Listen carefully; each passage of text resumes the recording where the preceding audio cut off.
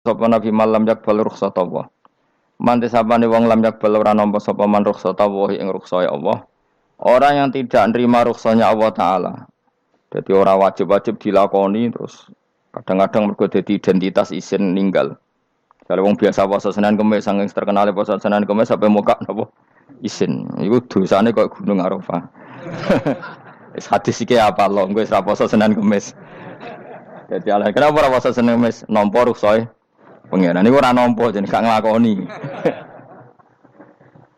Karena mengkono iku ali ngatasi mamlal ismi sing dosa apa mislu jibali Arafah iku kaya gunung Arafah.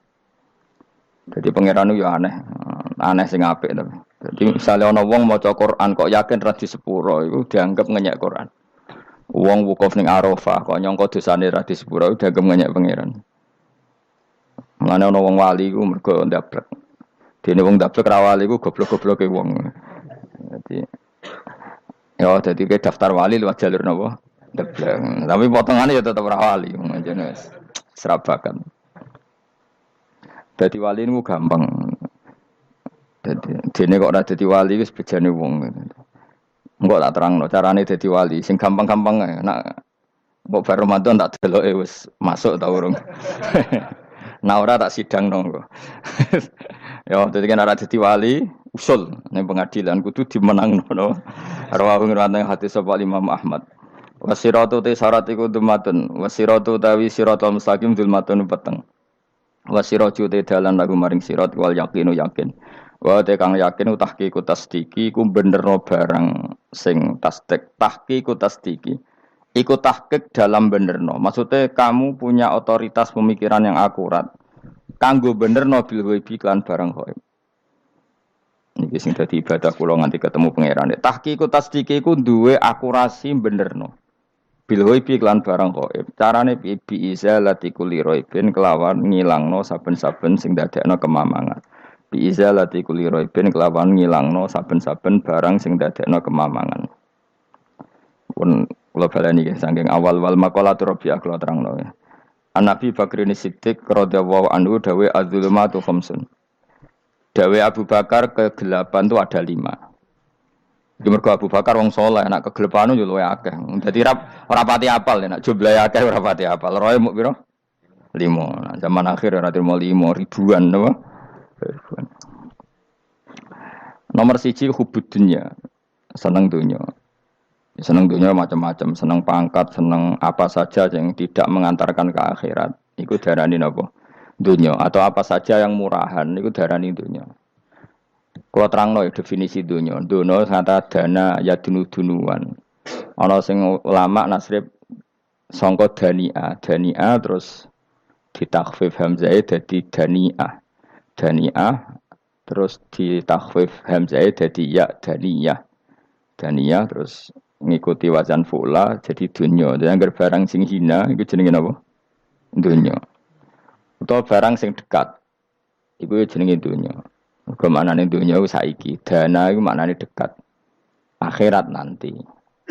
Serungokno wae kok kowe suwe-suwe paham. Sehingga sesuatu yang tidak murahan, kayak sujud, kayak sedekah, kayak ngaji iku ora dunya. Ini kesaksian akhirat. Sehingga ngendikane Ibnu Khaldun niku Allah itu ngeritik dunia ya yang perlu dikritik. Bahkan kadang akhirat pun dikritik pangeran, swarga pun kadang dikritik pangeran. Nak wayahe perlu dikritik karena ada konteksnya. Ada apa? Konteksnya. Misalnya begini. Saya punya kitab namanya Khilyatul Auliya atau Baqatul Asfiya. Saya sampai sekarang belajar kitab itu terus. Ini sekitar 14 jilid. Ini kitab indukan Ihya. Saya berkali-kali ngomong di mana-mana. Imam Ghazali dalam hal mana Kibul Akhyar, sejarah orang-orang pilihan itu nginduk kitab nama Khilyatul Auliya itu 14 jilid. Dalam ilmu tasawuf beliau nginduk kitab jenis Qutil Qulub, ini karangan Abu Thalib Al-Makki. Dalam fikih tentu beliau nginduk gurunya Imam Haromen. Dan memang kitab itu harus nginduk, kalau tidak namanya mukhtarik, bikin-bikin. Memang syaratnya ulama harus muttabi, dia hanya pengikut, tidak boleh kreasi. Kalau kreasi namanya bid'ah, bid'ah. Kalau terang, di situ ada cerita ada seorang sufi bodoh ngeritik dunia entek ngames. Dunia wis ora ono benere, dunia ku nggon batang, pokoke dunia ku jifah batang. Sing berebut batang ya siap-siap rebutan mbek asu, pokoke ngomong wis tok ndi-ndi. Sayyidina Umar itu agak tersinggung dengan makalahnya orang sufi yang bodoh ini. Ya rata-rata orang sufi memang bodoh. Kecuali gelem ngaji fikih. Setelah ngomong ngalor ngidul dunia ku swelek terus dekne biasa lah wong sufi itu semilah dhewean terus orang lakoni popo, ngerti-ngerti lesu. Kok mangan wae lesu. Orang sufi kan gitu. Singkat cerita terus Umar agak marah tapi beliau masih bisa mengendalikan diri terus kata beliau Sal Sayyidah, Sal Hada Sayyid. Kamu tanya Hada Sayyid, maksudnya Sayyid dalam bahasa dulu itu ya orang terhormat. Dalam bahasa zaman era itu maknanya Sayyid itu masih apa? Sadat maksudnya bukan Habib, bukan. Kalau dalam bahasa Arab dulu itu memang kalau Habib itu ya Nabi, kalau Sayyid, Sadat itu Sufia itu belum pasti maknanya apa? Habib ya, tokoh-tokoh yang diikuti dalam apa? Makalahnya, dalam apa? Makalahnya. Terus kata Ubay bin Ka'ab, dan ini menurut saya benar sekali. Dan kamu harus mengikuti Ubay bin Ka'ab. Dia adalah termasuk 6 sahabat yang dipuji Nabi min ahlil Quran. Apa? Yang dipuji Nabi min ahlil apa? Quran. Kata Ubay bin Ka'ab, lalu Anda masuk surga karena apa? Lalu Anda masuk neraka karena apa? Lalu Anda dapat ridho Allah karena apa? Kamu itu bisa masuk surga lihadidar karena kenangan di rumah ini, maksudnya karena dunia ini.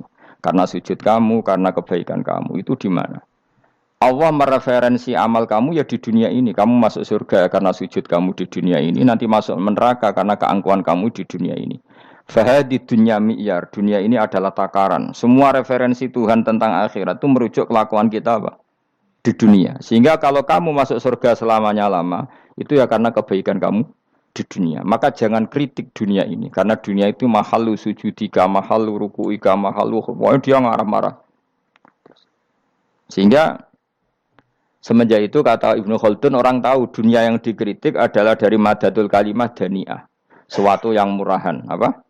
Yang murahan. Sehingga kalau misalnya orientasinya itu kebesaran li'ilai kalimatillah, maka itu tidak termasuk dunia. Dan yang suasananya akhirat tapi motifnya adalah kasal, kemalasan, itu yang benar-benar dunia. Makanya Imam Syafi'i sering kritik tasawuf itu sampai usisati tasawuf alal kasal. Ilmu tasawuf itu basisnya itu karena pemalas. Karena tadi misalnya begini, ini contoh paling gampang. Zaid itu di daerah pinggiran. Di daerah pinggiran di mana Islam itu minoritas. Terus dia ingin kaya raya supaya bisa bikin masjid atau bikin komunitas Islam. Atau dia ingin jabat jadi lurah supaya enggak ada pelarangan orang sholat karena dia yang punya otoritas bikin aturan. Atau kalau mungkin skup lebih besar dia ingin jadi bupati supaya daerah situ familiar dengan Islam karena pejabatnya Muslim. Itu tidak dunia karena semua orientasinya untuk mengawal sujud, mengawal kebenaran. Tapi kalau kamu di daerah pinggiran, kemudian milih dhewean, kabeh kersane pangeran, sithik-sithik kersane pangeran, terus kamu meninggalkan aktivitas dakwah. Itu yang dunia, karena motivasi kamu adalah al-kasal, males dari mewarnai buminya Allah ini dengan sujud. Ini yang banyak orang sufi salah paham. Makanya orang sufi harus ngaji fikih. Bendekne roh, dielingno wong alim, wong fikih nak kitmanul ilmi ku haram. Kitmanul ilmi haram. Menyimpan ilmu itu haram. Tidak memberi kontribusi dalam proses orang sujud adalah haram. Tidak memberi pencerahan pada umatnya Nabi adalah haram. Menikmati keasikan eling pangeran dewi adalah haram. Dia harus diingatkan gitu terus. Kalau enggak, itu bahaya bagi agama ini. Makanya dulu itu enggak ada orang sufi yang enggak ngaji ulama fikih. Sekarang kebalikan, malah wong sufi darani fikih mau kulit dekne wis tok hakikat, sembrono. Oh tak tobat nonton anak ketemu aku. Itu bahaya, paham seperti itu tuh bahaya. Karena sekarang itu sufi itu jadi identitas kesalehan. Jadi yang rumah kome sufi koyo sak dhuwure ahli napa? Fikih. Itu bahaya. Karena tadi sufi itu akan ngeritik dunia sepedas-pedasnya. Kemudian ujung-ujungnya meninggalkan dunia, kemudian happy-happy asik pangeran dhewean dan membiarkan umatnya Nabi ini berserakan kemana-mana, tidak terlibat sama sekali, tidak memberi kontribusi sama sekali. Cara bahasa gampangannya orang gelem amar ma'ruf, gak gelem nahi mungkar. Tapi bahasa amar ma'ruf nahi mungkar kan saiki dadi gerakan ekstrem. Makanya ora tak bahasa amar tidak peduli, tidak mulang. Mergo saiki bahasa saiki repot terus. Paham ini penting kalau terang. Jadi kalau baleni malih ya. Sing dimaksud dunya ketika dikritik pangeran iku dunya sing sangka kata sesuatu sing murahan, sing enteng, sing nafsu. Iku jenenge napa? Dunya, napa? Dunya. Tapi ketika sesuatu itu baik dan mengarah kepada Allah, iki jenenge dunya iki masruatul akhirah. Maka dunya itu di dua status napa? Siji masruatul akhirah. Dan ini status yang harus kita pakai. Makanya kata Imam Ghazali itu, kue nak randi duwe, sak penat-penate urip, terus merasa nggak punya kenikmatan. Datang saja ke kuburan, dan yakinlah semua yang sedang mati, keinginannya hanya satu, ingin kembali di dunia dan memperbaiki amal-amalnya. Berarti dunia adalah segala-galanya bagi orang yang sudah mati. Ya, orang yang sudah mati itu cita-citanya satu. La'alli arji, semoga kita kembali ke dunia. Untuk apa? Untuk membenahi semua kesalahan yang pernah dilakukan zaman yang dunia. Terus kamu ingat, fa'ana fid dunya. Ya Allah, alhamdulillah sekarang masih saya di dunia. Artinya saya punya satu kesempatan yang diinginkan semua orang yang sudah mati di seluruh dunia. Lalu malah wali anu surip malah kepengen mati. Saking kakean kasus, napa? Kakean apa? Kakean kasus.